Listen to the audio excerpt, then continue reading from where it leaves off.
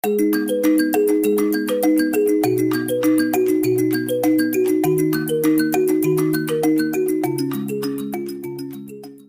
वालेकुम dear students, आप हैं मलिक कमरान के साथ। आप देख रहे हैं YouTube channel Shafiq Awan TV. Second year का हमारा नेक्स्ट जो टॉपिक है features of database management system. Database management system के अंदर कौन सी खसूसियात हैं, कौन सी सहूलतें हमें मिलती हैं, आज हम उनकी बात करेंगे। तो सबसे पहली है डाटा डिक्शनरी। डिक्शनरी जिस तरह इसके नाम से ज़ाहिर है कि इसमें एक से ज़्यादा मटेरियल होता है, एक से ज़्यादा रिलेटेड मवाद होता है, तो इस वजह से यहाँ पर इसके अंदर ये फीचर पाया गया है कि इसमें डाटा की डिक्शनरी यानी डाटा एक से ज़्यादा किस्म का होगा। It is a file that store all data definition for database. Database की तमाम डेफिनेशन इसके अंदर है, तमाम खसूसियात, तमाम हर किस्म का जो डाटा है वो डेटाबेस के अंदर पाया जाता है। ये एक ऐसी फाइल होती है।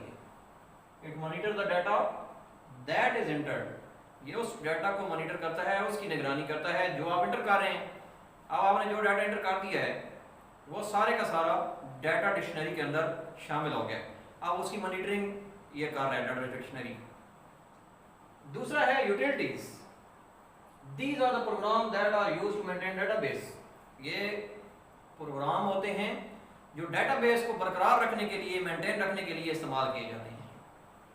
बाय प्रोसेसिंग, इनके ऊपर क्या काम किया जाता है? प्रोसेसिंग की जाती है डाटा की। अब डाटा की प्रोसेसिंग, डाटा आपने एंटर किया है, अब उस डाटा को आपने आगे करना क्या है, किस किस्म का डाटा एंटर किया है, रिकॉर्ड है, कोई उनका जो है ना फाइल बनानी है, इस किस्म का जो भी जिस किस्म का डाटा आप एंटर करेंगे, अल्फाबेटिकल होगा, न्यूमेरिकल होगा, अब उसके ऊपर जो काम करना है वो प्रोसेसिंग होगा। रिकॉर्ड्स की प्रोसेसिंग, रिकॉर्ड्स को मेंटेन करना, पुराने रिकॉर्ड को किसी दूसरी जगह ले जाना या ख़त्म कर देना, नए रिकॉर्ड उसके अंदर शामिल करना। तीसरी चीज़ है फाइल्स, और फाइलों की भी ऐसे ही है, पुरानी फाइलों को उनकी लोकेशन चेंज करना या उन फाइलों को डिलीट करना, या कहीं नई फाइलें आ गई हैं उनको उनकी जगह बनाना। तो ये सारे का सारा काम प्रोसेसिंग है, और ये यूटिलिटीज़ के अंदर होता है क्योंकि ये सारे प्रोग्राम यूटिलिटी के अंदर शामिल होते हैं।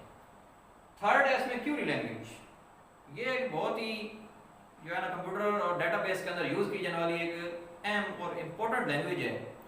इस वजह से इसको क्यूरी बोलते हैं क्योंकि इसके अंदर एसक्यूएल लैंग्वेज ज़्यादा यूज़ की जाती है, यानी स्ट्रक्चर्ड क्यूरी लैंग्वेज। वो कौन सी? Used to perform different operation on database. Database के ऊपर मुख्तलिफ काम करना। SQL is popular query language. SQL used for following purpose. अब ये स्ट्रक्चर क्यूरी लैंग्वेज जो है ये कुछ मकासद के लिए इस्तेमाल की जाती है। पहला क्या पर्पस है इसका? क्रिएट टेबल स्ट्रक्चर्स, टेबल्स बनाना, टेबल्स का ढांचा बनाना, स्ट्रक्चर बनाना, उनके अंदर डाटा नहीं लिखना, सिर्फ क्रिएट कर देना। ठीक है जी। दूसरा है इंटर डाटा इन टेबल्स।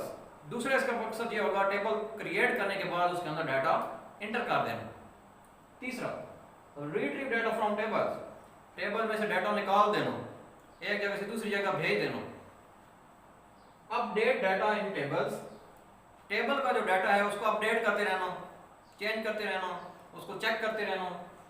और डिलीट डाटा फ्रॉम टेबल, और मुकम्मल डिलीट कर देना टेबल में से डाटा को।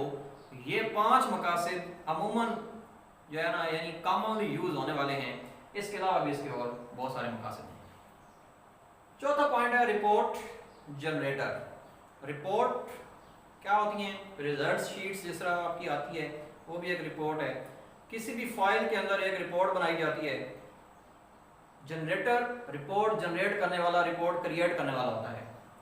It is a program that is used to produce reports. It retrieve data from database and display it in different formats. ये database में से डाटा रिट्रीव करता है, निकाल के मुख्तलिफ फॉर्मेट्स के अंदर दिखाता है। डिफरेंट फॉर्मेट्स में क्या चीजें शामिल हैं?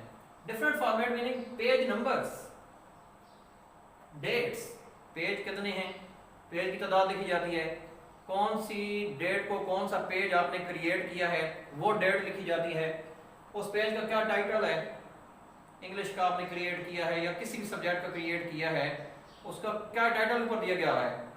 ठीक है जी। एंड कॉलम हेडिंग्स, और कॉलम ऊपर जो बनाए गए हैं उनकी क्या क्या हेडिंग दी गई है, इस तरह की और भी बहुत सारी इंफॉर्मेशन होती है। ये सारी चीज़ें किस में आती हैं? डिफरेंट फॉर्मेट्स के अंदर, और ये दिया जाता है हमें, रिपोर्ट जनरेटर जो है ये प्रोवाइड करता है। पांचवा पॉइंट है access security. Access security refer to the protection of database from unauthorised access.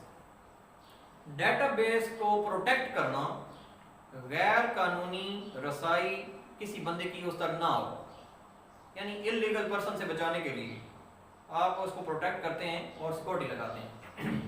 Security maintained by allowing access to database by use of password. और इस सिक्योरिटी को मेंटेन कैसे रखा जाता है? पासवर्ड लगा के। और पासवर्ड लगाने के लिए आपको उस डिवाइस की इजाज़त देना होती है। उस डिवाइस की मदद से आप या कंप्यूटर की मदद से आप पासवर्ड लगा रहे होते हैं, तब आप उसकी सिक्योरिटी को मेंटेन रख सकते हैं। तो ये एक प्रोटेक्शन का एक बहुत ही अच्छा जरिया है, डाटा की प्रोटेक्शन। आखिरी पॉइंट है जी इसमें backup and recovery. Backup facility used to store an additional copy of data. इसके अंदर एक एक्स्ट्रा कॉपी होती है डाटा की, जिसको हम यूज कर रहे होते हैं। जो डाटा हम चला रहे हैं उसकी एक कॉपी इसके अंदर आ गई। अब हमारा अगर एक्सीडेंटली कोई डाटा डिलीट हो जाता है, हम बैकअप लेकर उसको एक कॉपी वहां से हासिल कर सकते हैं। तो ये एक बहुत ही फायदेमंद चीज़ है।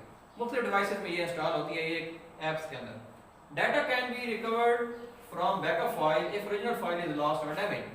और आप इस डाटा को रिकवर कर सकते हैं अगर आपकी ओरिजिनल फाइल गुम हो गई है या ख़राब हो गई है।